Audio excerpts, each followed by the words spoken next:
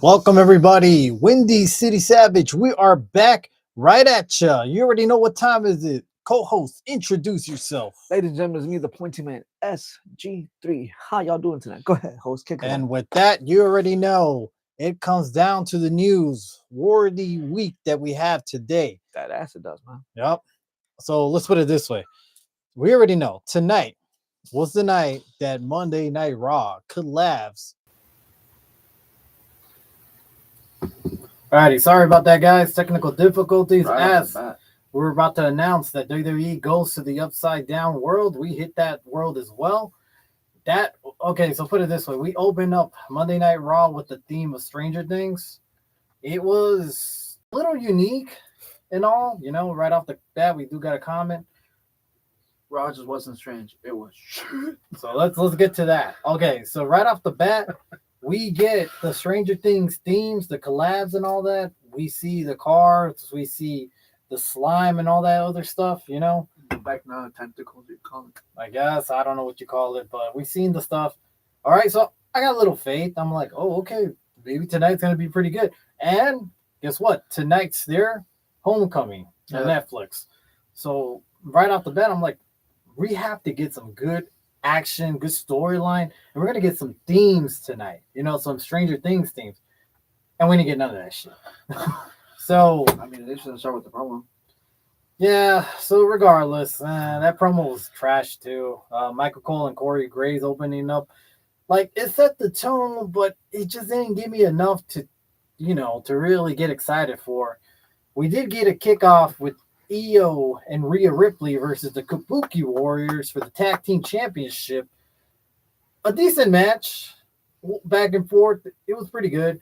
Overall, we were, a solid match, I guess, as an opener. So we do have new tag team champs. We do have Io and Rhea Ripley, new champs, new look. What do you think of this? It's a good way to start off Raw. I will admit this now before we go downhill. I liked it. But I actually was talking to Mika and I was talking to Honey. Hey, Honey, there's my girl. By the way, yes, Honey, I'm drinking my cup. There you go. So back to the thing. I was talking to Honey. And I was talking to Honey, talking to Mika, and I told him I liked it because it actually gives more prestige to the titles. That you're not just harboring them for X amount of time. I guess like you're making them more prestige. You're making them more actually like people want to go for these titles now. Yep. That's what I'm talking about, Nick. Did Brooklyn adjust their bedtime because they fell asleep early tonight? They really did. Final 20-minute promo to kick it off. That's what I'm talking about. It was just straight to the action. So it was okay. I like the fact that Io was crying along with Rhea. It's like you could tell that the friendship was really there. What else you got to add to it? They weren't crying. They were just celebrating. Why is it every time you got to look at somebody, they're crying? I'm like, bro, they're not even crying. Man. Why can't people just cry? Oh, my God, bro. Anyways, look, overall, I liked it. It's good. It's a spontaneous back and forth belts going on Monday Night Raw. I'm all for it. All right. Instead of waiting for the PLEs, we're getting it now. Why not? It was a good way to open a Raw and good way to set the theme. So we thought. We do have another comment. I wish Stranger Things cast made an appearance. So I was gonna get to that eventually. Let's just keep going with the stuff that we've seen tonight. We did see another title change as well. Becky Lynch versus Maxine Dupree. Look, overall, this match, I thought it was really boring. Chemistry wasn't there tonight. It felt really off. The crowd was dead completely, and I don't blame them. It just felt really off everything. And then the whole Becky Lynch winning the title once again, I get why, but it also doesn't make any sense. Why not somebody new at this point? Some other heel could have used this title run a lot better. What do you think overall in that match? I mean, it was a boring match. I will tell you this though. You're not showing faith in Maxine, and you're starting to bury her. That's one thing I don't like. But because you gave the title one, how many defenses you had? 1, 2, maybe, and both of them were against Becky. It was like about three title defenses. It wasn't that memorable. Yeah, and I understand right now you want to do change. You want to make the titles prestige. You want to make them like hold value, but it's like, so what is it going to be? Hot potato between the two of them? 1 week Becky, 1 week Becky, 1 week Maxine, back and forth. It's like add somebody else to this title mix. You know, you brought the titles in for a reason. I think Maxine is done though, chasing the title. I think so too. Like I said, man, it didn't do anything. But that's the thing. I don't see Maxine develop that well. She did a lot better when she first started. But at some point, I think she just hit her cap ceiling. It's not going to get any better anymore.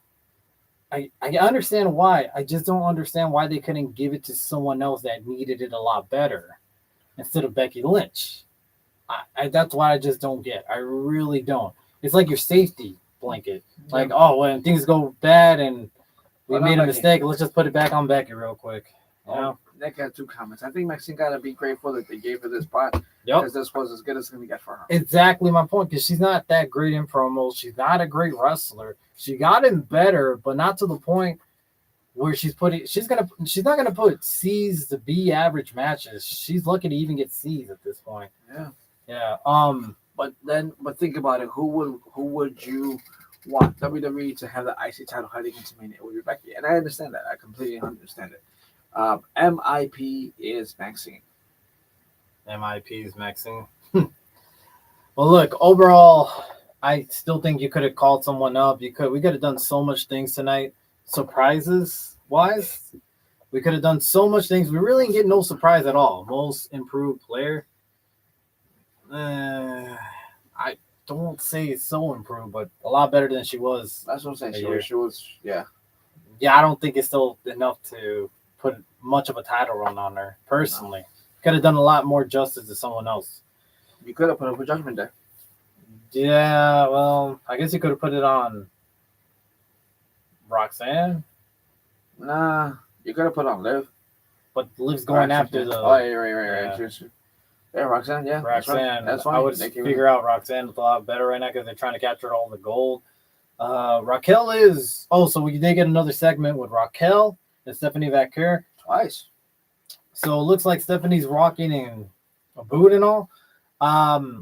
We did get a little promo cut saying that she's injured. She's going to be out for a while. And Raquel came in and basically destroyed, dominated her, made herself look strong and strong indeed. Because she really did. Much needed for Raquel. Raquel's a big person. She's 6 foot. She's 6 foot. She's strong. She power lifts, so obviously she could lift off Stephanie Vaquer like nothing. Destroyed her in the ring and backstage. Really did. And overall, I like this segment. I don't understand what they're gonna do eventually with Stephanie Vaquer because I feel like they've been lackluster. They're giving us promos here and there, but it just doesn't seem like she hits off any chemistry with anybody. Nikki Bella, Raquel. I mean, Raquel speaks the same language, but I still don't feel like there was a chemistry there. Raquel doesn't speak the same language. She kind of speaks it. But who do you, at this point, though, how long can you leave the title on her? You can't. Who knows if maybe this injury could actually lead her to losing the title. I don't know. I just feel like this is another failed experiment going on. And they're just capitalizing because of the one move that she has. And I like Stephanie Vaquer. Don't get me wrong. I think she's great. Dude. Honestly, she really is badass. But I don't think WWE's doing her any justice with storylines right now. It's very lackluster. It's because for them, they want to just the moments, the gimmicks. But they just want the one thing, which is the devil's kiss. Got a couple of comments. Yeah. A couple of comments. Ryan Milky 14. Ryan, I think that's the first time he commented. Welcome to the show. We appreciate the comment. But Corey needs more than just a devil's kiss. She's good, but needs more edge. Thank you. Yes. But that's the thing. She was a good wrestler, and she had a little bit more charisma in the indies and when she traveled the world. But it looks like WWE's limiting her to just that gimmick alone, the devil's kiss, and a few liners here and there, and that's about it. They're just trying to bank on her physical appearance. And she looks great. Don't get me wrong. She's beautiful. But you had to do a little bit more because eventually us hardcore fans are going to get bored of her, and we have been. I mean, personally, I've kind of been a little bit bored with her. What else we got? We got Nick saying Ryan Milky 14 Booker T somewhere. Yeah. Ryan going facts. Yeah. Booker T's still going crazy somewhere in NXT right now. Actually, did you notice that Michael Cole stopped saying someone called Booker whenever she was doing with Devil's Kiss. Yeah. I actually stopped saying it. Well, it's because Corey Graves picked up the new gimmick because he Oh. started being very weird about it. It was a new gimmick that Corey Graves started, so that's why Michael Cole kind of dropped the Booker T gimmick, and they started their own on Raw. But I get what you mean.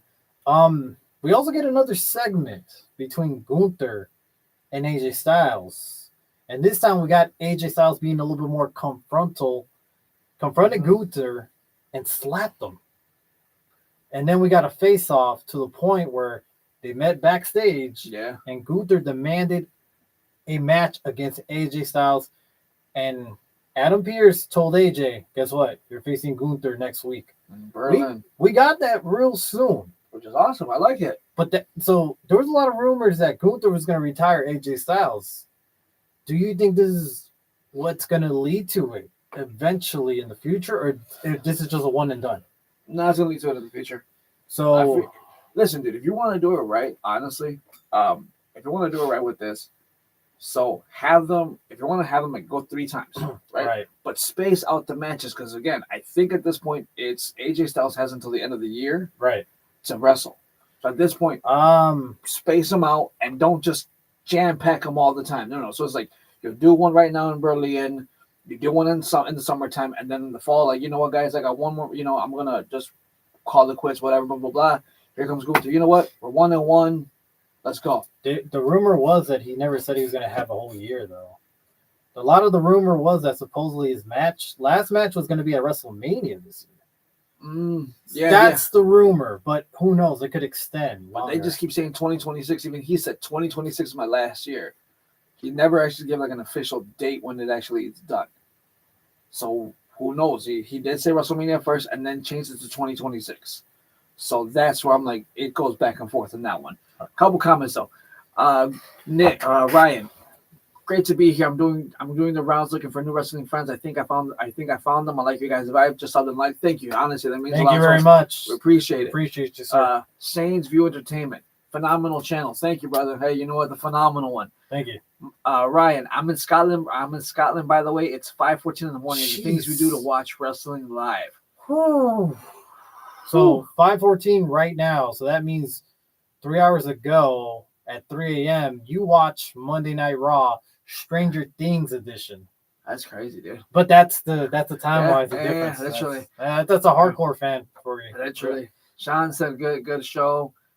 Nick responds to Ryan. Way too many rage bait wrestling YouTubers these days. Wrestling YouTubers these guys. When you say they aren't like that. Thank you. Honest, Ryan. Excuse me. Nick, we appreciate that. Thank you. Yeah, we try to give you the facts. We'll rage bait a bit, but we want to have a conversation. We want to give everybody a platform. Everybody's opinions matters. You may not like my opinions. You may not like his opinions. And you may not like the group chat's opinions, but we all have different wrestling opinions. And at least we could see somewhat eye and eye, But I think, though, eventually this does lead down the road to AJ retiring sooner or later, this whole angle. I really can't wait for this. I think this is going to be a sleeper match next week, something to look forward to. And don't forget it's early next week, too. Unless we get an interference. Yeah. Which I'm going to be a little bit bothered about. But look, so far, we're like pretty much almost done with Monday Night Raw. We had no special appearance. No. I mean, dude, I even wore the shirt for a reason. In case you guys can't see, it says a little bit of the bubbly age, But, Jericho. Well, let's put it this way. No special appearance from nobody. No NXT call-ups. No John Cena might even come back just to cut a little promo here and there. No Stranger Things cast. I didn't see Stranger Things cast at all tonight. No, they had the bell, and they were talking about the live skyscraper thing. But where were they at, really? I don't know. I didn't see them. I didn't see them either. They went MIA, too. We didn't get no theme. We didn't get no costumes. That belt. Barely. I mean, like, belt, I thought we were going to get something good tonight when it comes to Stranger Things. Look, I'm a little bit of a fan, but I was just hoping something, like, give me something. We could have had an interference, who knows, with Hopper tonight. He could have jumped in for AJ Styles against Gunther. We could have had the gang in the back chopping it up with some wrestlers. Why not? Yeah. I'm surprised only they do that. So who knows if that's if that was a TKO thing, a WWE thing, or Or Netflix Netflix thing. thing. Yeah, it could be one of those three. Couple of Couple comments. comments. But why do they do AJ versus Gunther this soon? So to answer that question, we both think that this is not just a one and done deal. We feel like it's gonna be more just down the road. Like first one, whatever happens, and I think they're gonna give it to Gunther. Next one, few months, or if you know what, let's put it, if it is WrestleMania his last match, I feel like maybe Royal Rumble they're gonna do with part 2, and then WrestleMania will be part 3, and then AJ Styles will ride to the sunset. Maybe he puts his career on the line, saying like, "Look, give me one more match, and if I can't beat you, I'm done. Oh yeah, I quit. I'm done." That could be it. I mean, there could be a stipulation, which I kind of like because I'm getting kind of tired of this whole let me announce my retirement and go out in the sunset. Where back then you would put your career on the line. Like a Ric Flair, Shawn Michaels, Macho Man, if he stayed retired. That's right. I mean, Ric Flair also stayed retired if you would have stayed retired. Yeah. But those people, you guys see John Owens signed on a commercial? Someone signed on a commercial? Yeah, so I think tomorrow isn't. So tomorrow's New Year's, that NXT New Evil. Yeah. New Evil Revolution, something like that? Yeah, so that's it's intriguing because we're getting a lot of Obafemi commercials as well on Monday Night Raw.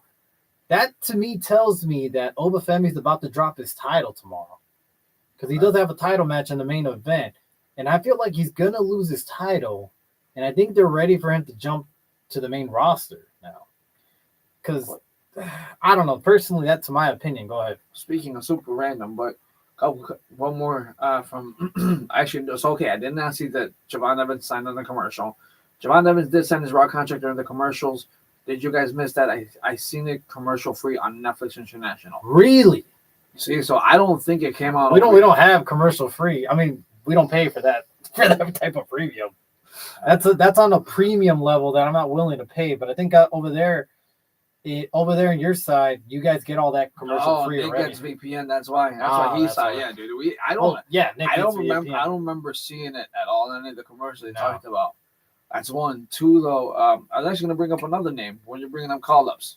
Matt Cardona signed a huge contract recently with WWE, and he got done with Zack Ryder. He's not just full-on Matt Cardona. So, that's we're gonna talk about that. Just saying, because you want to bring up all the other stuff. Let me just kind of toss that one end up in there. But honestly, though, Obafemi coming to WWE SmackDown, it does good for them. It does good for the brand. It's starting to spice up the brand a little more. I think he's going to come in Raw, though, because they're showing all the commercial on Monday Night Raw. So on top of with that and Javon Evans signing, this is a pretty good combo that Raw got right now going on. Yeah. Which they really do need, because with Seth Rollins being out, I think you really do need to add another somebody out there. You know, I don't know what side Obafemi is going to be on, face or heel. He's going to get cheered when he first come in, but eventually he could settle down to whatever side he wants at that point. But I think it's good signings. I think Javon Evans on Monday Night Raw does wonders. We're going to get a lot of good matches. We do got a lot of good high flyers. I would like to see him and Dom chop it up. Personally, yeah. What else we got? Him and who else we could put real quick? I would like to say Ray, but Ray's past his prime. Let me go with Penta. Dude, not even Penta. Dragon Lee. Dude, I like Dragon Lee. He's starting to develop more into the lucha libre kind of style, but that's more. Yeah. But it's like at this point, I would love to see that, like fast-paced wrestling versus fast-paced lucha libre. Dragon Lee is fast-paced lucha libre. Go ahead. I only see that going on in AAA though. I don't see that in Monday Night Raw. I get what you're saying.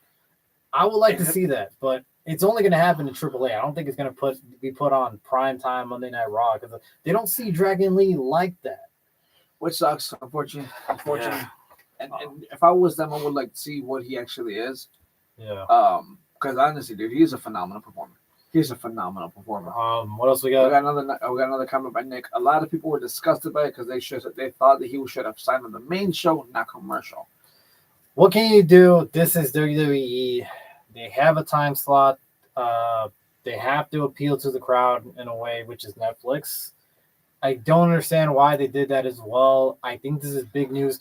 I'm guaranteed they put it all over their WWE YouTube account and social media and all that stuff. Yep. They put it all over there to get more views. That way there's more to talk about. But since you guys have VPNs and your guys are across the world, which they got commercial free already, you guys got lucky. You guys got to see that. We didn't get to see that because I'm not paying for their premium. But I am eventually going to invest in a VPN. So that's that. Great signing. I'm all for it. I can't wait to see him on the main roster. Hopefully next week. Give me a second, hold on. Guys, cheap plug. I run a small wrestling channel just starting out. I'm ready to serve for WWE 2025. I'm desperately looking for participants. Please, can we connect on socials at the end of the stream? Absolutely, dude. Add me, for sure. Yeah, add us. We'll talk after the show. Add us. Just leave us where we can find you. And for sure. Let us know how we can find you. Message us, actually. Thank you. Yeah, message us, or if you want to leave it here for everyone else, so that way they can go ahead and actually follow along. Go ahead, man. Yeah. Not a problem. I'll go ahead and add him after the show with you. Yeah, no, definitely. 100%. So let's just go to the main event. We didn't get much. We didn't get any surprises yet. We go to the main event. We got CM Punk versus Braun Breaker for the World Heavyweight Championship. All right? This match we're all looking forward to for quite a while. All right? Both men come in. Both men make their entrance, walk in the ring. You feel the intense. Honestly, this felt like a main event. It did. Something that has been done in God knows how long now. Yeah, it felt great. It felt good. It felt like a big caliber main event. The issue is that we did have the run-ins, which I thought it wasn't necessary. So I don't know about you guys, but do you think that the whole run-in with the Vision on top of the Luchadors, do you think it was really that necessary? Couple things. First, we got a comment. USA citizens are treated so bad in regards to commercials. I'm gonna stay for the stream. I genuinely feel welcome and thank you. You're welcome. Honestly, thank you for those kind words. It really does mean a lot to us. Yep. We honestly try to welcome everybody. We try to read all your comments. We try to just honestly have a conversation with you as much as we possibly can. If I speak too fast, please let me know, because that's been one of my traits for a really long time. So, to answer your question, I feel like it was, because we're already starting to feel like it was lackluster kind of leading to it. So Vision coming in along with the Luchadors kind of added like a little bit more of a pop. Because, yeah, dude, as Nick said not too long ago, Brooklyn fell asleep tonight because it wasn't all the hype you built up. And these collab shows, dude, you remember back in the 90s, back in the early 2000s, these collab shows, dude, they made you feel like, oh, dude, this was awesome to see. This one just missed it. I don't know what it was. I don't know if it was because, again, we didn't see the people, because it was like no appearances, whatever. But this one just felt so lackluster. It was just like all it was the set. Remember those cheap Christmas shows we used to do back in the day before the Tribute to the Troops? Remember those? I felt like it was like one of those shows, dude. I felt like it was just cool. So we're just gonna spray, could a couple things from Stranger Things and call it a show. And then Corey's gonna dress differently. He's not gonna dress in a suit. So that's where I'm coming from. And it's like, you know what, man? I like the fact that they came out because they added a little spice. The crowd. Sorry, technical difficulties. We're back. Yeah. That's because the internet just doesn't like my voice. So back to what we were saying. Like I said, it you know what? It does a lot because it adds more to the match. 2 comments right now. The run-in protects Punk in the long run. Breaker's on the leash. The try story is him betraying. Rollins and taking over. It's all on pause till that return. Just my opinion. Okay. I can actually see it happen though. And you know what? You're right. It does protect Punk in the long run. Does protect the title run again in the long run for where everything's going. It's like Vince McMahon booked this show via Zoom call. Honestly, that's what it seemed like. It just seemed like a crazy Monday Night Raw. Because overall, though, Punk and Breaker, it was a great match. It was a great match. It had a chemistry. Honestly, back and forth, crazy moves, crazy counters. It was great. Honestly, it's a good way to kick off the New Year's for a main event on the Monday Night Raw. The whole run-in to me, I just felt like wasn't necessary. We could have had a little bit here and there with Paul Heyman. But to me, that would have been a perfect show. I could see why they did it. I just didn't like it. But I get why they added it. But overall, the main event itself, I thought was great. Especially the ending. How it looked like Braun was going to pick up the win. Yep. Went for the spear, got kneed. Punk picked them up. Damn, GTS, went for the cover. That's it. But the counters before that, from him trying to do, Hurricanranas and all this crazy stuff. Braun Breaker looks like the real deal. Braun Breaker looks like the future WWE. He's a hybrid. He's like his Uncle Scott Steiner, how Yeah. athletic that guy was, but yet insanely strong. Mm-hmm. He's his hybrid of that, if not even better. And it's crazy to say that. And then not only that, but he's also good in the promos. He's really good on the promos now. It's trying to become a least. So overall, I would have loved to see Braun win it tonight, but we didn't get that. I actually, after watching this match, I thought Braun should just win the title here and there. It makes more sense. Punk drops the title to Braun. He's a little upset. He goes on a like kind of sad, mad type of thing. Then he goes to the Elimination Chamber, wins it in Chicago, and then gets a right to challenge him back at Mania. Yeah. At main event night 1 or 2. But that one. Yeah. So couple, but that's my, opinion. couple comments. Y'all hear the reports about Vince being in power all of 2023. Seems like more Well, yeah. legal trouble's coming for that man. But the reports, was that really reports? Because we kind of already knew Vince was in charge during that time. Everything smelled like Vince. Right now, we don't smell it. Nah. Whatever that smell is, but regardless.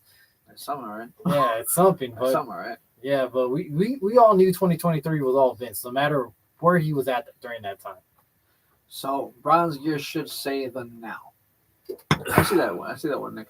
Ryan, did it feel like a 1-year anniversary for Netflix though? For me, they kind of forgot for Stranger Things and did nothing with it. No cast members ringside, but we see them every other week. We see them every other week. Yeah, I gave 6 out of 10. Okay, I gave it a 5 out of 10 just because the main event, but overall the show felt very slow. It felt like another Monday Night Raw. Or you know what? I'll give it a 6 just because of the main event itself, but. Honestly, that's the thing. You have to depend on the main event. You have to depend on the moments during the end to make it look good, even though it was kind of lackluster the whole night, which is kind of sad. I'll say this, though. I actually do agree, but I agree with her with a different reason. I feel that if it was only the main event, I probably would have gotten a 5.5, maybe a 5 out of 10. But because of the opening match right away, not the 25, 35-minute promo, just straight right into the action, and the last match, that's what actually pushed my decision to go 6 out of 10 for this one. Maybe even 6.5. Thanks, 6.5. Be generous, but hey, that's your rating. That's so. A couple of things. That's because the final boss decided to show up for work last year compared to Netflix debut. It was bad.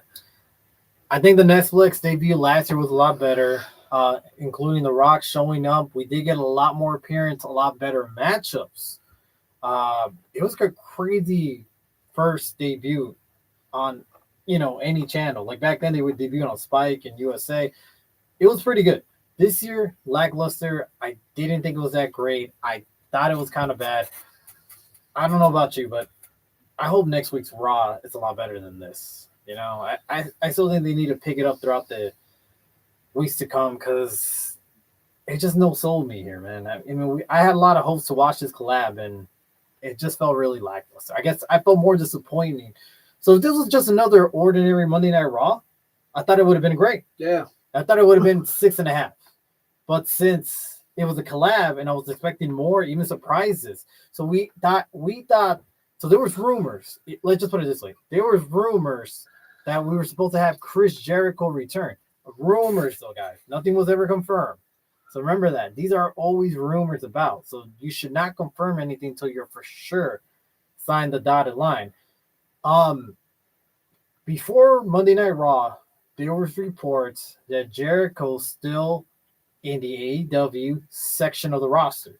If you look in the website, he's still there. He's waving. Hi guys. He's still there. And let's put it this way. If he was really out of his contract, he has injury time to add on. And they're saying supposedly if Tony Khan actually added injury time to Chris Jericho, he may not be free until midsummer. Yeah.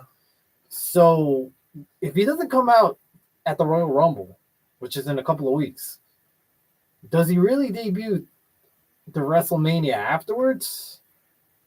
Or does he just debut somewhere, I don't know, maybe closer to the midsummer? Who knows at this point? What's your predictions with that? I think that's also one thing. Sorry to cut you off. A lot of people were disappointed that Jericho itself didn't show up at all at any point tonight. I felt that was also a huge letdown because we did forget that Adam Pearce did gave us a code saying who's going to break the walls tonight. To add to your point, when are they going to be in Toronto? Ain't this month or next month? No idea, honestly. I don't keep schedule, but you really think Jericho's going to make an appearance at one and done? It's not one and done, but I think that's a comeback. I feel like because it's his home. He is built from Canada. Why not? So you're going to bank on that? I wouldn't say bank on it, but it could be. Thank you, Nick. Yeah, because they've been talking about it that they're going to be doing the Friday and Saturday night main event. So I can see that happening. I can see it happening, actually. He's from Winnipeg, yeah. So basically, you're not going to be in Winnipeg, but you're going to be in Toronto. So I can see it. I mean, how many times was Edge not coming back? Well, for them or Christian, other guys. There's a lot of also reports that he's still signed with AEW. Yeah, that is true, though. There is so many reports that he's signed. He is.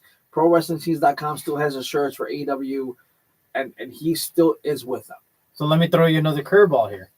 He's touring with Fozzy right now. Yeah. So at what point does he really have time to debut, set a whole promo, set a whole storyline down the road, and still tour with Fozzy? The man's not young anymore.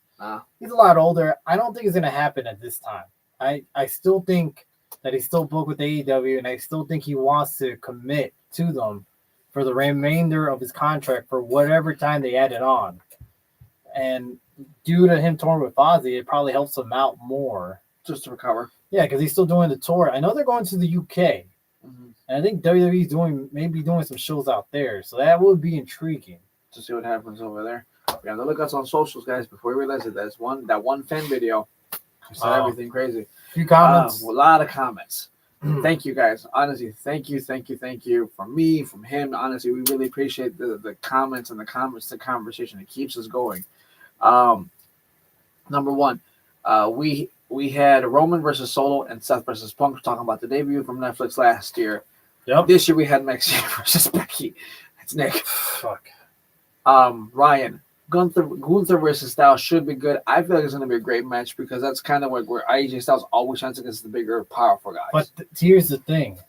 As their first match on the Monday Night Raw, do you really think they go the distance? Do you think they really give us a banger? So you think there's going to be a gimmick match where, Gunther low blows them or gets an interference, something weird happens? I hope they give us a banger to make up for tonight. But you're holding your breath. Yeah. I wouldn't hold my breath too long with that. I'll go till I'm blue in the face. But I'm hoping for the best. But honestly, I'm not going to put money on that. I really think they're going to give us a weird ending to a match or something. Yeah. So at Sorrow D1X1E. Thank you for the comment. I believe also first time commenter. We definitely appreciate that. As soon as I saw the Walls of Jericho and Codebreaker in the tag title match, I was like, yeah, he's definitely returning. But he never did. Well, that's the thing. I wore the shirt. but here's the thing, though. It's like, I don't know. It just does anyone really see this guy returning soon? He hasn't given us. Usually, when Jericho does return or goes somewhere, he's good at teasing us. But the last couple of weeks, he's been really quiet about it. We really haven't heard much besides reporters reporting on this. Okay. Sorry, Nick, again. You cracks me up. So, one more thing, but I do agree with you that I think at this point it's the whole Fozzy tour that's really, but it's just, this is why I do it. Don't get me wrong. I love the wrestling community, but also I hate the wrestling community. Because the moment they hear one little strike of a match, we got to set the whole forest on fire. Let's move forward because it's like we got this person and this person coming back and then this person. Dude, you know how many times I've seen on social media that John Moxley has been signed with WWE as a rage bait? It's like, dude, just shut up. I see it more with Adam Copeland with John Cena's retirement. The whole him returning to give Cena the last match of his career. I said it before. He signed with AEW. There's no way that's going to happen. Especially if everything. Yeah, everything's going on. They're never going to do business together. Well, who knows? Hell has frozen over before, and we thought the same thing with CM Punk. We thought the same thing with TNA, and look, everything eventually came together. maybe in another few years, but at this moment, at this time, Tony Khan and TKO don't like each other, and I don't think that's ever going to change in the next 10 years or so. I don't think so either. So another couple comments. Ryan, even Corey said the learning tree on commentary during the Lyra match. Nick, WWE worked all of us with the Jericho hints. LOL, they kept us watching until the end. They really did. Yeah. Ryan said, Rumble Riyadh equals big payday. It's happening. So basically saying Jericho debuts at the Rumble in Riyadh. Well, dude, that's a... Let's put it this way. If he makes that trip, that's a hard secret to keep out because you're at an international airport. Unless you're flying private, which I highly doubt it because I think they have to go to security and all that. Yeah, they do. So that's a hard secret. That's the thing that makes me think that this is not going to happen even in Rumble because they like to keep things under hush-hush. So hush-hush. But unless you're sneaking this guy in the fucking baggage area. You never know if that happens. Yeah. So Nick's response to me this month, thank you for that one. He's from Winnipeg, but he's looking slimmer right now. So it looks like he's more toned. But that's the thing. He's always done this where he goes away, he comes back in good shape, and then he starts wrestling, and then he gets fat. Yeah. Then he goes away again to do his things, slims down, comes back. He's been doing this throughout the year. You know, years. I don't understand why this is a surprise to some because I don't know. I've seen him his whole career in AEW. It's always the thing. He comes a little chubby. He's drinking a little bit too much of the bubbly, and then he comes back after a hiatus and looks a little slimmer in good shape. Can the man still wrestle? Yes. Yeah. Has he lost a few steps? Of course. He's old. He's a lot older now. Yeah. But I still, even in AEW, I still found him entertaining. I don't know. I was one of those rare fans that I just love Chris Jericho for everything he's done for the business. Funny. Cool. Just a couple more comments. Ludwig Kaiser comes back wearing a mask and costs AJ the match. Excuse me, and it costs AJ the match. Well, what about this? What about this? What if it's not even with the mask? What if he just comes back as Kaiser himself? That would be like, I mean, like, what are you talking about? What if AJ goes to what's his name, Grande Americano's like, I know it's you, Kaiser. He's like, I'm not Kaiser, I'm Grande Americano. Yeah. And then next thing you know, we got Kaiser right there behind him. That'd be awesome. Yeah, like a whole mixed storyline going on with Grande Americanos right now. Who knows? Unless Fozzie's schedule the same night to swerve the fans. Yeah, right. Yeah. Yeah. Because WWE loves dressing them in all black and doing the face reveal. Yeah, it's been kind of annoying where they dress them up with the whole like hooded black pants, hoodie, mask. Who is this masked person? I was getting really bored about this stuff. Like I really am. Look, who knows? We're gonna have to wait a couple more weeks to the Rumble, and we'll have hope then. And if it doesn't happen, we'll keep speculating because that's what we do. We're always speculating because we never give up on these things. We know what's gonna happen. Yeah. Oh my God, it's Seth Rollins. Yeah. Yeah. Also, oh my God, it's Justin Timberlake. Yeah. So let's talk about this. All right. William Regal did post out a tweet the other day where he did discuss about a lot of the spots at World Ends, of AEW's recent pay-per-view, and a couple of spots where he didn't really agree with. And he said this while using some pictures of his neck surgery that he had and all the disc that they put in him, saying, look, guys, I get it. You guys want to pop for the crowd, but sometimes, we got to tone it down to save your career in the long run and save yourself from injuries. And he did use a pic of himself with all the discs that obviously he, got from the bumps throughout the years that he's wrestled. And right away, this got a lot of backlash from the fans, mostly the sickos of AEW. And they said, oh, why is it just AEW? What about WWE? What about this? What about when Punk and Breaker had that botch? Look, I get it. The sickos are sharpening their pitchforks after hearing Regal's comments. Oh yeah, they went after. No, they went after him. opinions real quick. I don't think Regal came out at all with tribalism. I know he works with WWE right now, but he didn't come out with this with any type of tribalism. I think he still has a lot of people that he knows in AEW that he has good friendship with. And I think this came out from the kindness of his heart because I think he did have a similar words to say to the roster back in 2018 or 2019 when he did have this whole issue with his neck. And he did admit the same way, hey, take it slow because you don't want to end up like me, which is true. You know, all these crazy spots that we see right now with any type of promotions, it's nice. It's good to see a pop for the crowd. But sometimes longevity, that's not going to last forever. And we've seen that already a couple of times with a lot of wrestlers right now. Looking at Will Ospreay. Yeah. Has a lot of injuries, kept it hush-hush because he wanted to give the fans what they paid for it. But look what happened. Now he's out more longer because of his injuries. I mean, I was going to add that what Nick just said. Sorry to cut you off, but like Braun Breaker landed on his face after missing the Hurricane Rana off the top rope. Too many spots like this can actually kill you, and it actually can. It can. So if it wasn't for Braun Breaker's freakishly large traps of his, any other wrestler probably would have ended up really bad injured. But since Braun has a lot of trap around his neck, it kind of protected it. Yeah, that stuff actually does protect you in a weird way. He got lucky, but anybody else could have severely gotten injured there. All right, so let's talk about this. Regal does have a point in my eyes. Look, you can still have your movesets, right? You can still have your crazy spots, but at some point, you're not going to stay young forever. These injuries are going to catch up. You're going to have to find a different moveset and slow down. But here's the thing. When you slow down and find a different moveset, more of a wrestler, well, there goes your gimmick. Yeah. All right?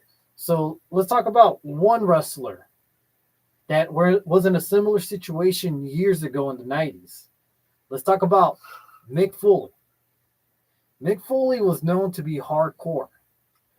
Went all around the world, wrestled in different promotions, and did this crazy stunts, right? To get over with the fans, which he did. We love Mick Foley. But the moment he pulled off Mr. Sacco, he ran with that gimmick and did a lot of less crazy shit and just ran more with the sock. Yeah. But it was over and it worked. Sometimes you have to find your gimmick. So that way you run with it and you put yourself in a less dangerous place. I mean, yes, we make fun of these Joe Henrys. We make fun of these LA Knights, these Jey Usos, but they have their gimmicks and they're not relying on their spots. And sometimes that's what gets over. That's what sells merch. Yeah. But look, I get it. We love these movesets that come out of nowhere. We love these high-flying movesets, these acrobatic-like stuff. But save it for a PLE, man. Don't do it at a Dynamite. Don't do it on a SmackDown. Don't do it on a Raw, Collusion. Don't do it on a fucking small audience of fucking 50 people in the crowd. Save it for your big moments, your big matchups, your PLEs, your pay-per-views, your WrestleMania-like calibers, your all-ins, your Wrestle Kingdom. You know? Dude, you know what? Slammiversary. So, you know what? Who I actually tip my hat off to for that? Dominic Mysterio. Okay. And I really, you know me, I really don't praise him a lot, but I actually do tip my hat off to him because he says, dude, when you guys watch my matches on Raw, you guys are going to see my moveset is boring, whatever, blah, blah, blah, because you see me do all my moves. However, though, at a pay-per-view, at a PLE, you're going to remember my match the most because I did something that was different. Okay. Whether it was a Hurricane Rana, whether it was an Ultimate Frog Splash, not WrestleMania. Yeah, WrestleMania, sorry, when he did that one thing after he flexed, or he did that one. Somewhere that was SummerSlam, one of the two pay-per-views, but he did it there, and it's like, you remember those moments from him. Because he's like, I'm saving my big spots for those events. So, I feel that you're right. And honestly, dude, I don't know if you noticed today, but today they really protected Breaker after he fell. He did. Yep. Notice how when Punk tried to do the the pile driver, Punk kind of like lifted his legs. That way Braun's neck doesn't actually land on the actual mat. Yeah. So there's that. But again, some people I want to go for the big pop, and believe me, I get it. We want people to get their money's worth. We want people to sit there and say, "Dude, I got all my money's worth. Yeah, it was $600 for a ticket, but this happened, and you're remembering that." But at the end of the day, it's like, what about that person who did it? How much did they get affected by it? And again, dude, we saw Penta, not the biggest guy in the world, because of a botched Hurricane Rana. But what happened to him? His shoulder fell out of place. Like about a month and a half almost. Literally. Two comments. Number one, also Brock Lesnar 2003, where he did the moonsault, The shooting star press. Yeah, thank you. And we did the shooting star press. Messed up his neck. And we saw how long that kind of didn't really work out for him after that for a while. Some people say Punk is washed. Punk is also 48. Well, Punk is not the same wrestler he was before. I wouldn't call him washed though. He's also 48. Yeah, he's just a lot older at this point. What else we got? Well, the guys today get paid insane amounts, not just champions, everyone on the card. I think it depends, because if I'm not mistaken, TKO came in and they were showing like the contracts they have, and it's not the same anymore as it was with Vince. If TKO's like, if you can sell merch and you can do this, then we'll pay you the big bucks.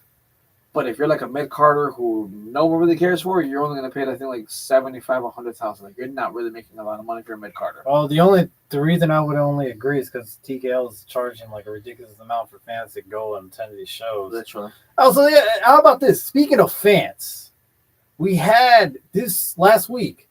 We had one of their super fans of wrestling retire his numbers, and I'm talking about the Brock Lesnar guy. Oh, dude. That was a shock, man. So, okay, let me just give a little background. If you guys remember, when Brock Lesnar returned back after 2012, when Cena lost against The Rock on the Monday Night Raw, he came out, a shocker. There was a guy in the crowd that did the whole rah, with that little military shirt that he had. Yeah. Yeah, and he went viral, and he showed up. I've seen him a couple of times in person. I've seen him too. Yeah, and I think he's from our area because I've seen him at these Comic-Cons too. I've seen him at Fan Expo with John Cena there. I know he was there, so I think he's from our area. But regardless, the last time I seen him was, I think it was not last weekend, but the weekend before that at World's End. And we did see him there. We did say what's up. But out of nowhere, he did announce that he's done with, shows. With shows and wrestling shows in general overall. He went on social media and burned his shirt. Yeah, he really did. Which I'm like, I thought that was a little bit more dramatic, but hey, you do you. You do what you got to do. Drama, dude. Yeah. That's the drama. I kind of like how he did it though. Like he's acting like, oh, this is a big retirement moment, just like John Cena. Well, he said I was a John Cena's retirement match. MJF did respond back. We should hit fans again.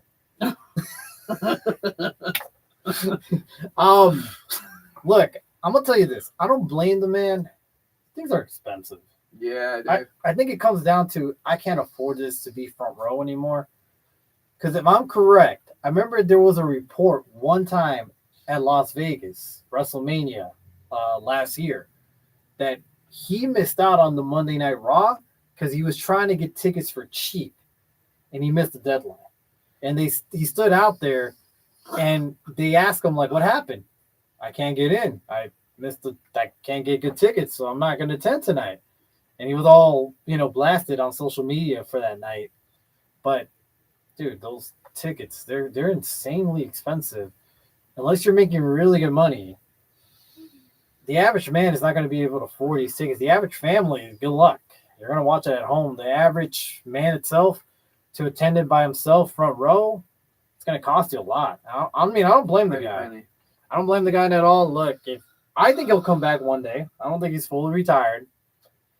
But for now, I think he's taking a hiatus and saving a couple of dollars, Couple comments. On Kevin Nash's podcast, he broke down the pay structure, and he killed his character like John Cena.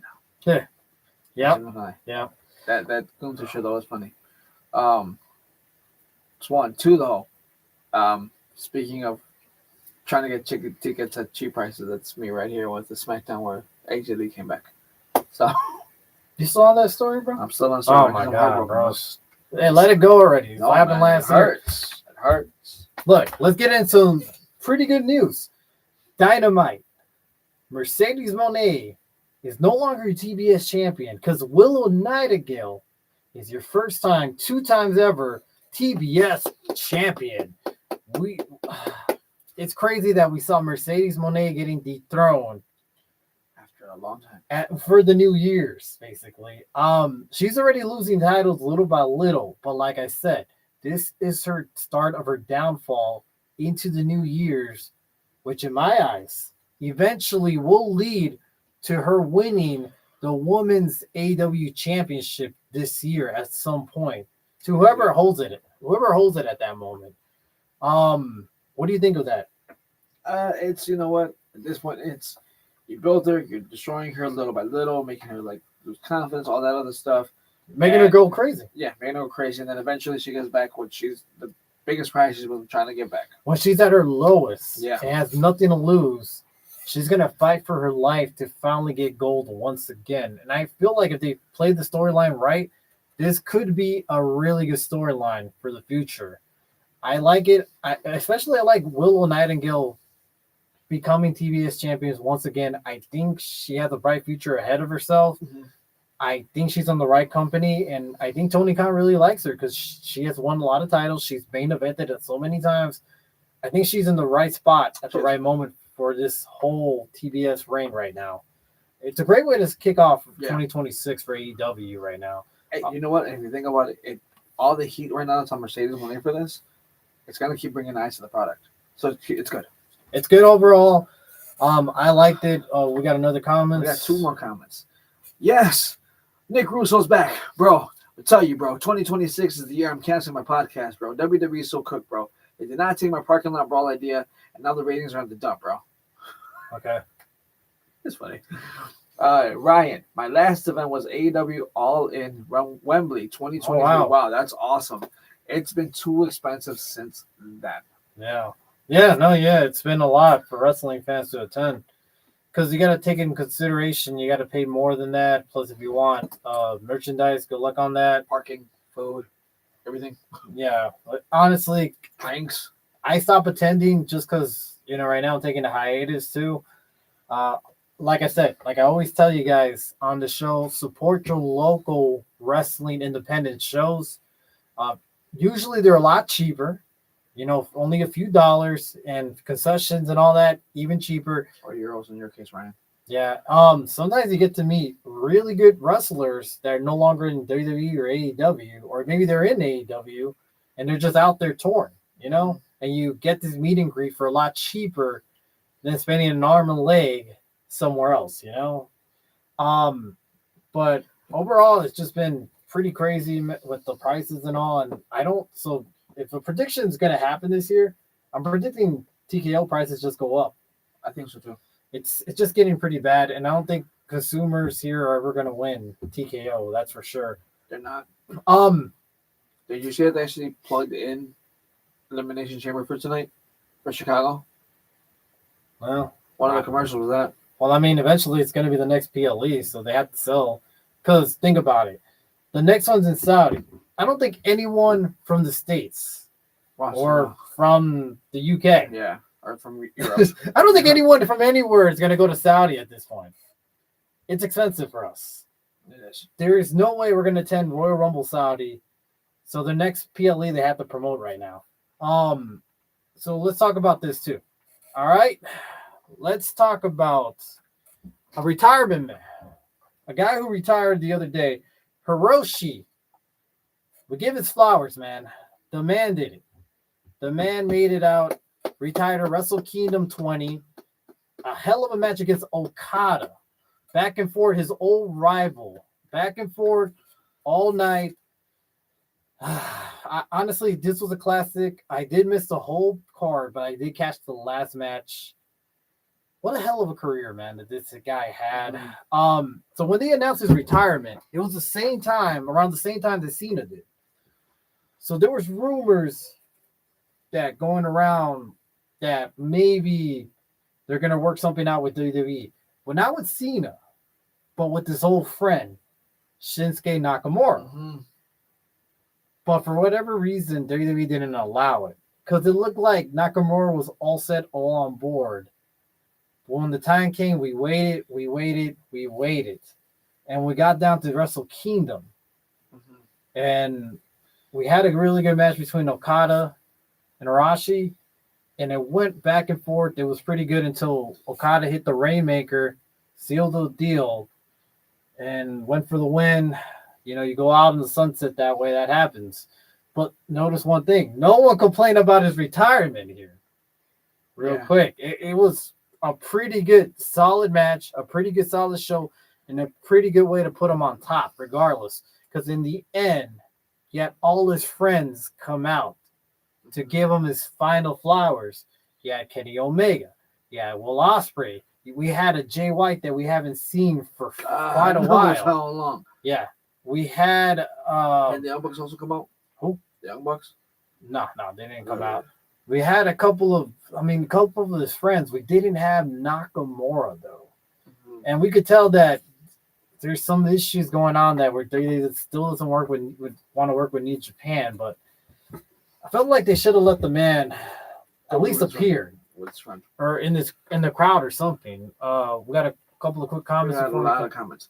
WWE is likely to re-sign with Saudi next year. Yeah. It's Nick. Ryan. Yes, Nick. Mania will do Saudi year after year. They will buy that privilege. Nick. SWE. Saudi Wrestling Entertainment. Nick. The new WWE intro will be Legends Past and Present right camels. Yeah, that's true. I can see that. Overall, this whole Wrestle Kingdom 20, did you catch any of that? I did not. What do you think overall? Again, to Okada, thank you for everything. Not Okada. Sorry. Hiroshi? Yeah, Hiroshi. Well, who's the one retired? I thought Okada was the one retired. No, Okada didn't retire, man. Then it was Hiroshi, right? They retired? Yes. I told you to watch it. So, yeah. Person said, you watch it? No? All right, what do you think? Hiroshi retired. He was going on his retirement tour. Okay. Okada retired him, basically. But overall, what do you think? Okay. I think they did right, but at this point, I just wish that WWE would have worked with him and actually let Shinsuke go. Especially because didn't Shinsuke show up with the U.S. title not so long ago at an event? Not that I remembered. I remember that dude when Shinsuke was U.S. champion, he showed up. Either was New Japan. It wasn't New Japan because they don't work. Why. Yeah. Okay. There's another wrestling event where that. So I mean, at this point, it's WWE just got to open the doors and just let you know what things happen. I feel like though they didn't want to because New Japan keeps working with AEW. That's the only reason why. You're not wrong about there, and I feel like there's still bad blood because in my eyes, I would really love to see two legends going at it. Honestly. I would like to see Hiroshi facing John Cena at some point last year, and it would have been a clusterfuck of a match because not in a bad way, but in a good way. And not only that, but the social media would have went crazy that these guys crossed over because Hiroshi was the biggest star in New Japan, and obviously Cena was the biggest star as well. So right now, New Japan wrestling, I haven't followed too much, but I know they're running low on stars. Yeah, everybody's left the promotion at some point, and I think what's his name? Finley's son. I forgot his name. But he's gonna lead the promotion pretty soon. It sounds like. So you're having less and less stars. So you have to build a future. So they're relying on their new generation to take up the torch and run with it, because it's starting to get slimmer and similar with these retirements right now. And the people that have left are the ones that built New Japan. So they really rely on this new generation. But what a way to go. What a career for Rashi. We clap. We give you your flowers. You deserve it. You were a legend. Legend. And no one's ever going to replace you, honestly. New Japan's, honestly, they have brought us some really good wrestlers. So it's insane, man, to see so many retirements in so little time. Mm-hmm. Yeah, it's starting to make us feel really old these days, you know?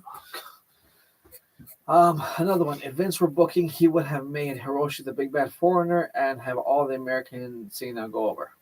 I see that too. If this was the 80s, 90s, and even 2000s, early 2000s. Mid 2000s, because don't forget Rusev. Yeah, there's a lot of stuff. Yeah, I could see that, unfortunately. Okay, so let's talk about people that they're supposedly going to release soon. So we talked about signings, and that is Matt Cardona. Yep. So he signed in. He's no longer Zack Ryder. Yep. Thank God. He's finally his actual, self coming in. Mm-hmm. Hopefully he keeps his gimmick going. Hopefully he's getting to tour still in the independent scene, because I would love to see him still do that. But he's came in, he signed, he got a win. He's looking strong right now. I would love to see the future of Matt Cardona continue on in WWE. And then as far as some names that are potentially leaving, there's rumors that Tommaso Ciampa is probably going to leave WWE. I can see that. Because the whole DIY is kind of getting stale. He was the NXT champion. He was a big thing in NXT and during those Triple H black and gold era.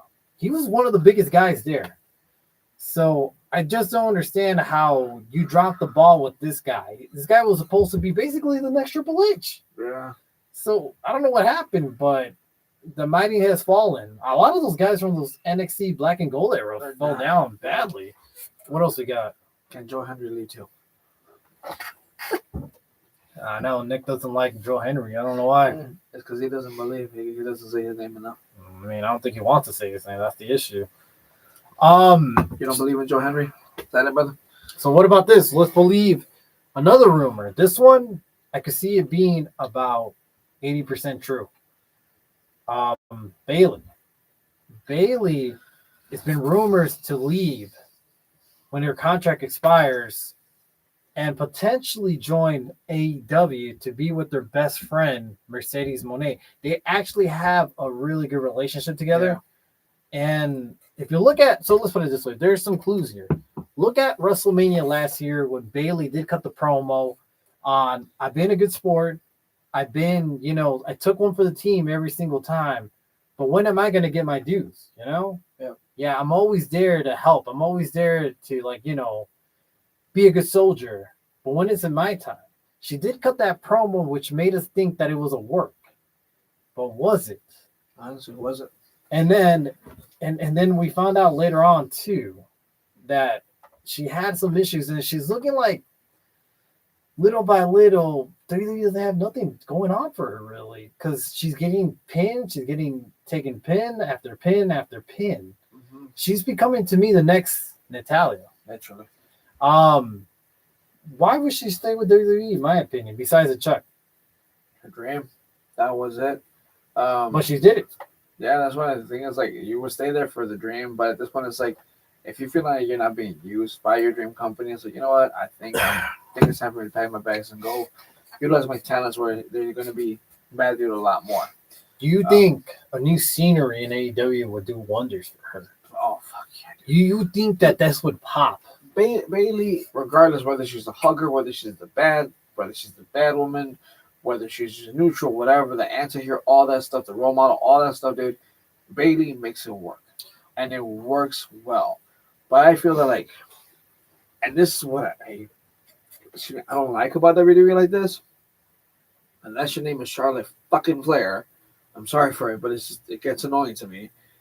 Once you hit a certain age, notice they don't really show you a lot. Right now they're focused on Right now they're focused on Roxanne, focused on Liv, focused on Rhea, because they're underneath 30. Once they hit 30, WWE start noticing they start really going off of TV. Because before the whole Maxine Becky thing, we really didn't see a lot of Becky. Exactly. AJ Lee, again, she's not a full timer, but you're starting to see once again, not really on TV like that. Right. So it's like once you hit 30 for them, it's like, yeah, let's pump the brakes. And AEW on the other side is like, dude, you still have a lot left to give. Keep going forward. Exactly. So, very quick comment. Remember them chanting "F you, champ" when we turned on Johnny. We were there. Yeah, I remember being there. I remember seeing that live.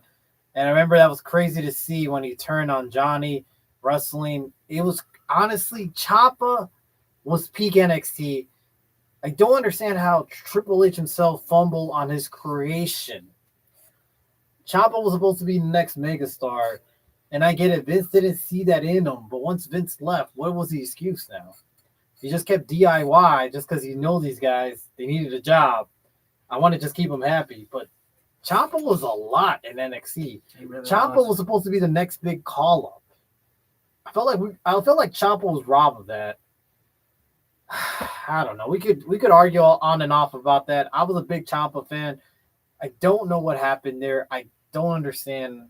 But if he leaves, I don't blame him. There's nothing there for him. No. He's just going to be part of DIY for the rest of his life with Johnny, unfortunately. And they're not even being used. They're not even. They seem like they're always getting pinned too. Yeah. Yeah, they're no. Hell, the Motor City Machine Guns seem more over than they are. Literally. And I like the Motor City Machine Guns, by the way. No disrespect to them. They're one of the best tag teams in history. What else we got? Couple of things. Maybe Bailey needs to face AJ Lee. Oh God, no. There's no way she's gonna go over AJ Lee. I mean, they'll put up a good match, but AJ Lee's definitely taking that win. Yeah. Ryan, do we think Naomi will return? Good question. Predictions. She returns. But when? What's the time frame here? She gave it up when? September? Probably there, right? So let's put it, she was what, 2 months when she announced it, right? I have no idea. I'll give you one. Not this year. Next year's Royal Rumble.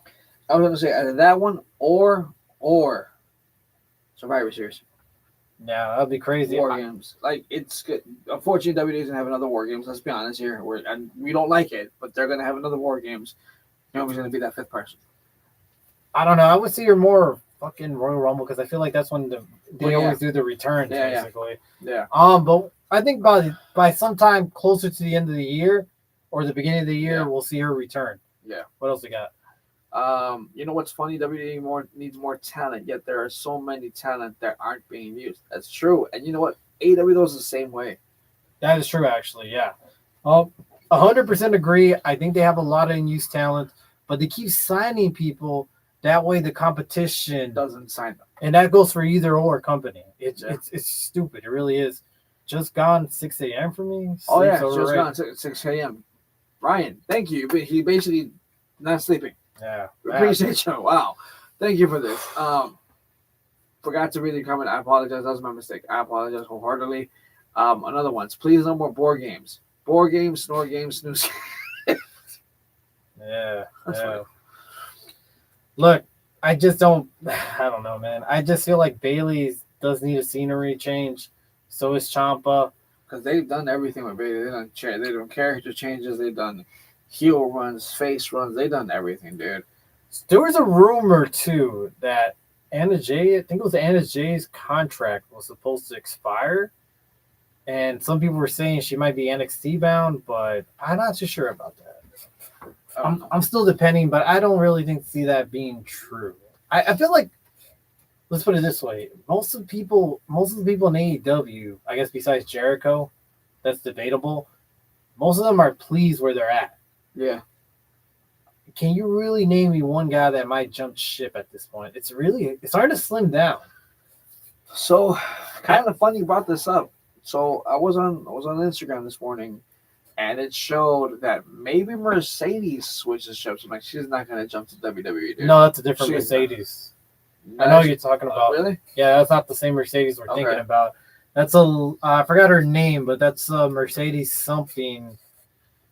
Yeah, I know what you're talking about. I saw that. I thought at first because it was clickbait, and then when you read it, it's actually a different Mercedes. Okay. So they use a lot of clickbaits on us. Yeah. Yeah. So yeah, I know what you're talking about. They're saying Ricky Stark's gonna get called up, or what's the guy? Not Ricky Stark's, the other guy. Ethan Page. Yeah. Yeah. So I they're saying see he's them on. eventually by the end of the year. I see Ricky Starks actually being after WrestleMania. That's the one too. Yeah, so WrestleMania for Ricky Starks, Ethan Page more closer to the end of the year. Or vice versa. Yeah. Brian White, again, there are girls in Evolve that are better than Anna Jay, in my opinion. I mean, if you watch Evolve, yeah, there's a couple of good women wrestlers in there. Look, Anna Jay has her gimmick. We all know her gimmick. All right, we don't have to say it out loud out there, but I think we're all aware why she's so popular in AEW. And that's all I'm gonna say. Does Evolve have some great women's wrestlers? Oh hell yeah!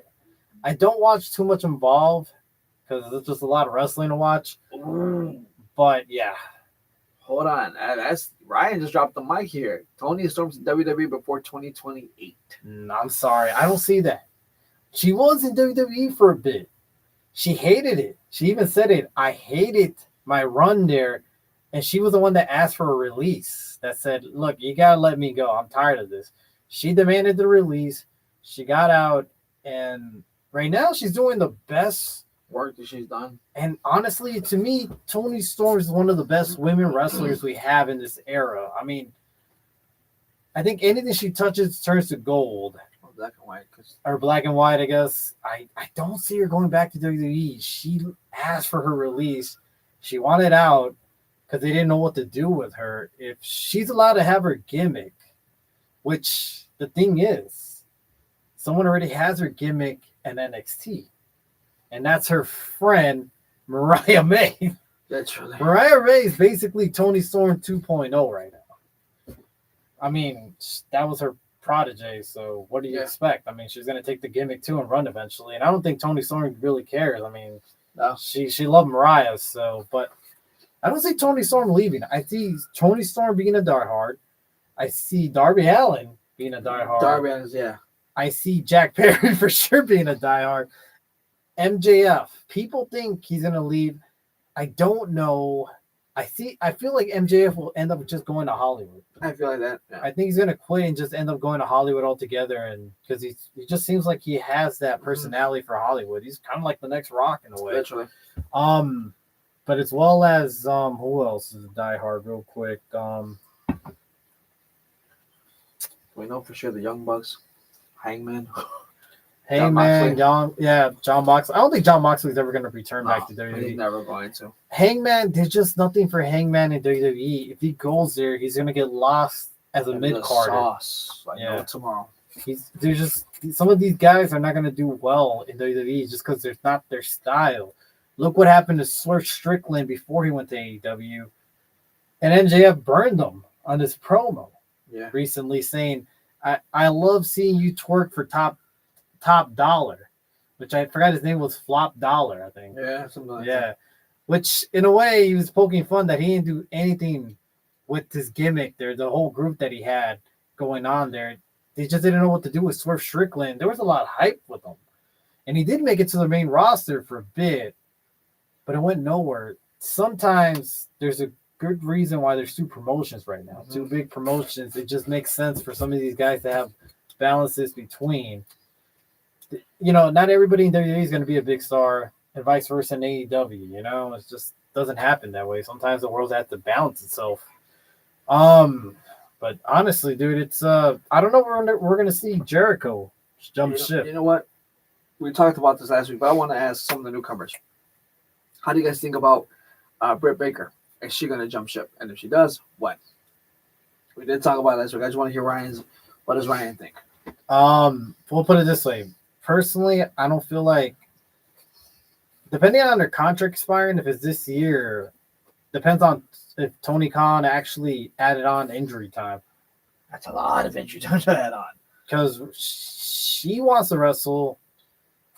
I don't know. Look, Tony Storm.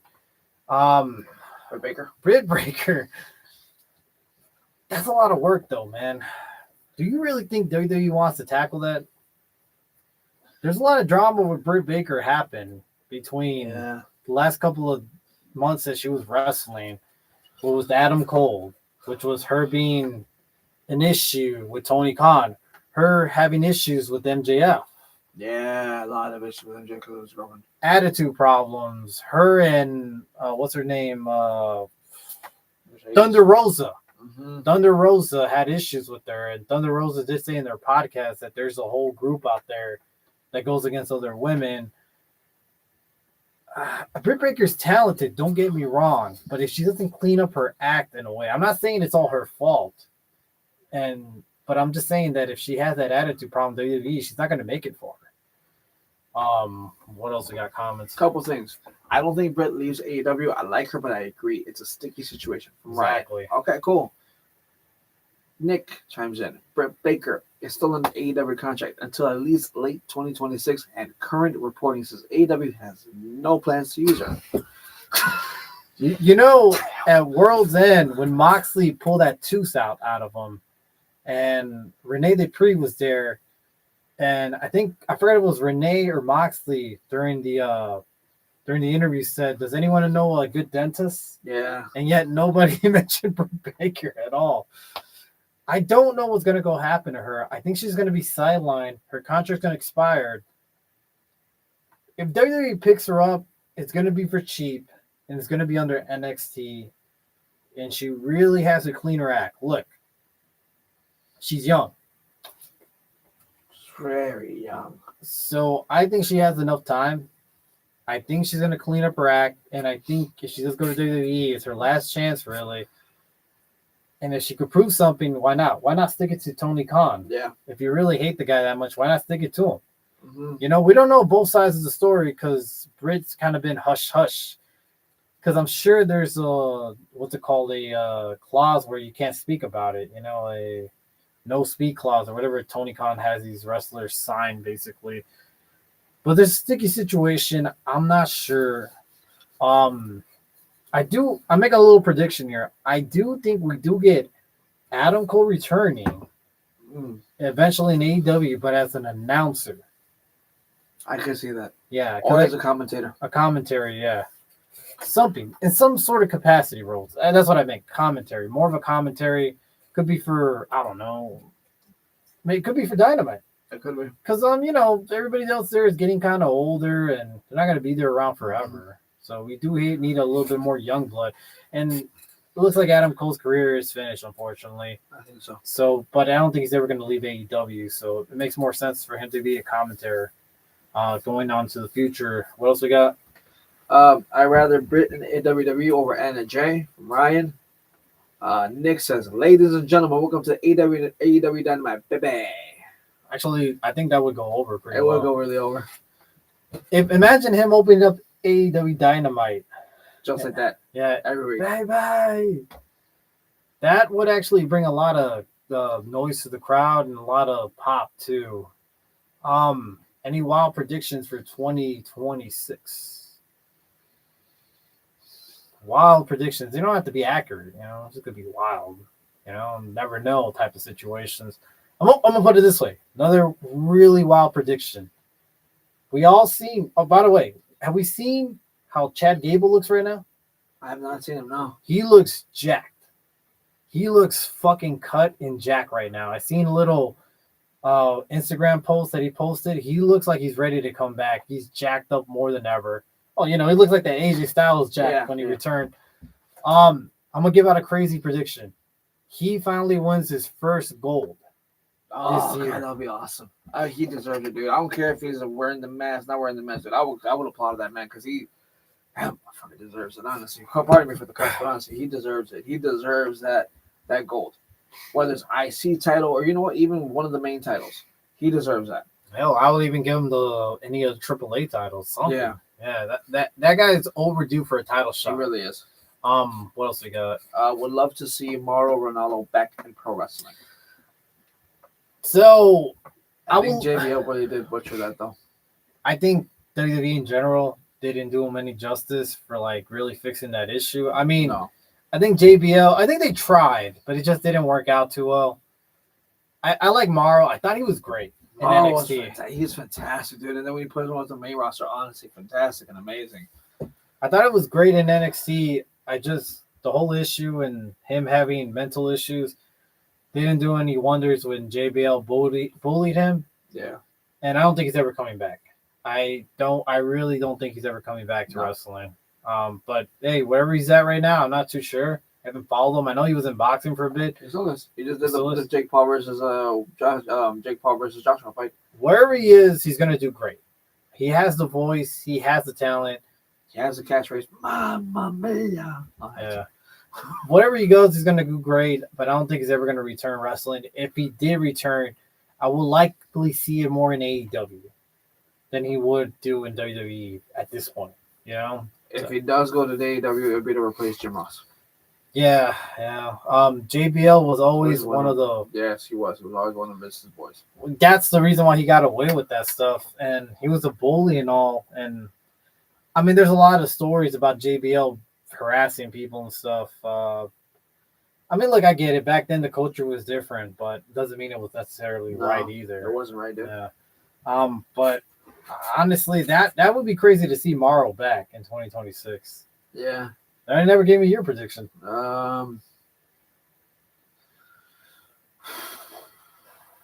Bailey ups and quits WWE to join the AEW.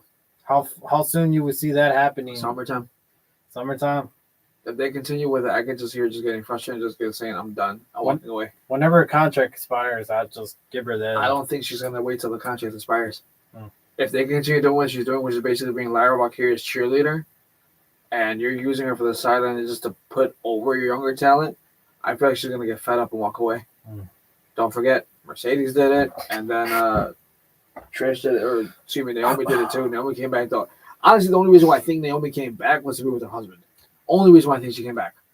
I also think another crazy prediction: the final boss comes back by the end of the year to set up Roman versus The Rock. I also think, you know what? I'm actually saying this prediction until we get closer to the end of the month for Royal Rumble. I'm gonna say this one. Sorry, Mika. Cody turns heel. That'd be crazy, but I don't see it. I don't see it, but hey, why not? Yeah. I mean, it's your prediction. You know, do what you got to do. Next is hell yeah, that final boss. Let's fucking go. I really do think he's going to return to set up the Saudi Arabia match. He has to sell tickets, so by the end of the year, we'll get some sort of Rock appearance. It might not be great, but it's the final boss. We already know that he does move tickets when he does appear. And maybe he can rock bottom Joe Henry. Seriously, Nick, what you got against Joe Henry, man? That's why. Have you ever thought about saying his name? Because maybe he appears. I mean, he has a catchy theme song. He has a good look. He has a smile. He sings great. He can play the guitar, actually. He got over by himself. Literally. It wasn't TNA's idea, and it wasn't WWE's idea, that's for sure. He was a lawyer before WWE. He did great by himself. Come on, Nick, give him something. And The Rock brings out the whole white belt. See, now that I think about it, imagine if we did get a segment between Joe Henry and The Rock, a sing-along. Oh, dear goodness gracious. Yeah, that would be great. I think that would make great TV. But who knows, man? All right, so any final thoughts, opinions overall tonight? I'm just hoping next week we get a better Raw. I'm excited to see this upcoming Friday. 3 Stages of Hell. Did I like them? What they called out? No. Okay, let's make a prediction of that. Who wins that one? Cody. And I feel like the one thing, dude, I hate so much is WWE forgot the roots of the old school steel cage. You don't win by pinfall. You don't win by submission. You win by climbing out of that cage. So if you're going to use the old school, use it for what it was. Especially because a lot of people were so excited at the moment because I was watching YouTube and they were like, dude, the blue cage, hell yeah, bring it back. Bring back the blue cage. Bring back salvage blue cage. If they do that, cool. But just go back to the old rules. No pinfall, no submission. Just climb. Just even climb. Because I don't think you can even have gone through the door. It was literally just climb. I think back then they did allow sometimes to go. Yeah, sorry. You know what? Yeah, I'm remembering Triple H versus Mankind. And they were trying to pull him out. So yeah, but just get out the cage. Yeah. That would be amazing. Couple comments. And then Rock turns on Henry.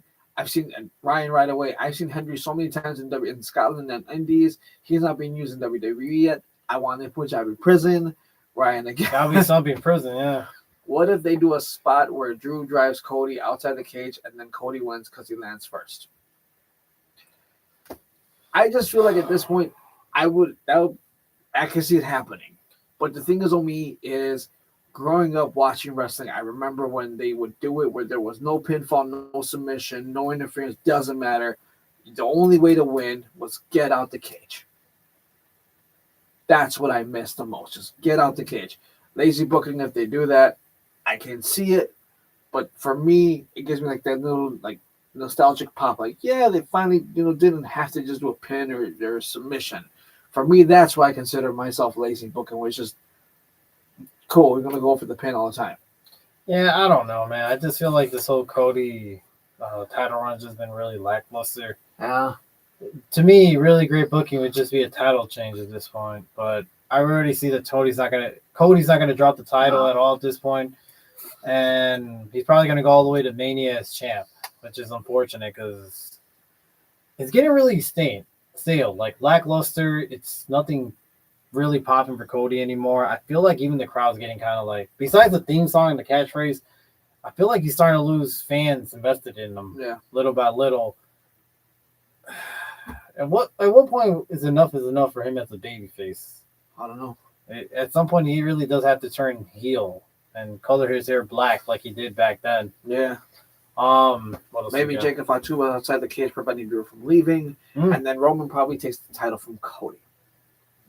Good prediction. I can see that happening. Unfortunately, I can see we're going from Cody Rhodes, that was a full timer, into Roman Reigns back to the part-time wrestler. Don't understand it, but for some reasons for WWE, it makes more sense. So, yeah, I do like seeing Roman Reigns back, but I don't like to see a title on him anytime soon. I don't think I like to see a title on him anymore after the whole Bloodline feud and him holding the title hostage for like so many days. Yeah, I don't want to see that again. I'm kind of done with that. I don't want it just to get more stale as we go. It's legacy. I still like Cody. I think a good Cody heel. I think a good heel makes Cody look better. I do think so. Ryan, WWE will turn Cody during the Boys finale. Oh.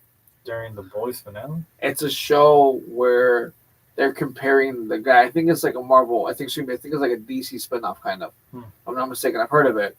But yeah, basically there's like oh God, what's the dude's name?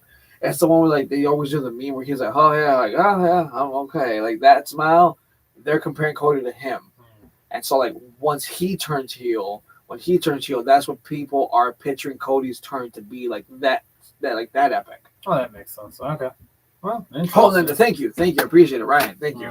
Homelander. That's it. I'm about to check that out one day. If WWE smart, they will turn Cody heel when fans least suspect it, like John Cena. Yeah, but not during his retirement tour. Well, that's the thing. If WWE smart and he does sell merch, he's basically the next Cena.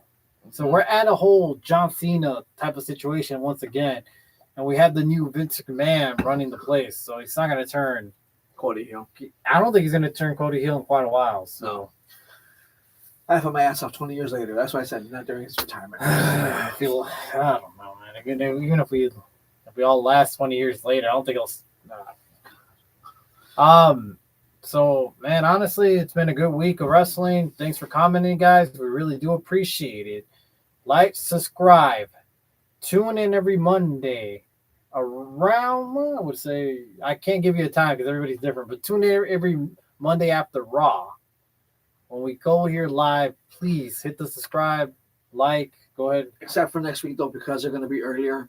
So I expect it's around nighttime, maybe about 8, 9 o'clock. Usually when Raw ends. Yeah, the regular 9:30, time. 10. Yeah. So, it's going to be an iffy week next week. But honestly, we do appreciate the comments. Always appreciate it. Thank you, guys. You guys have yourself a wonderful night out there. Couple of things. Number one, Final Boss comes back and Cody says, "Final, give me my soul." Eastern, no, sir. We're Central. So an hour behind for Eastern. I'd love to be a guest sometime in 2026. Dude, honestly, Ryan, please, we'll discuss. Like I said, dude, drop us a link, send us a message. We'll definitely love to do that. What you told us earlier in the show, we'd love to go ahead and communicate more. Keep commenting, guys. We honestly really do appreciate it. Just to make it easier, that little notification bell, please. Just go ahead and push it on so that you guys know when we go live.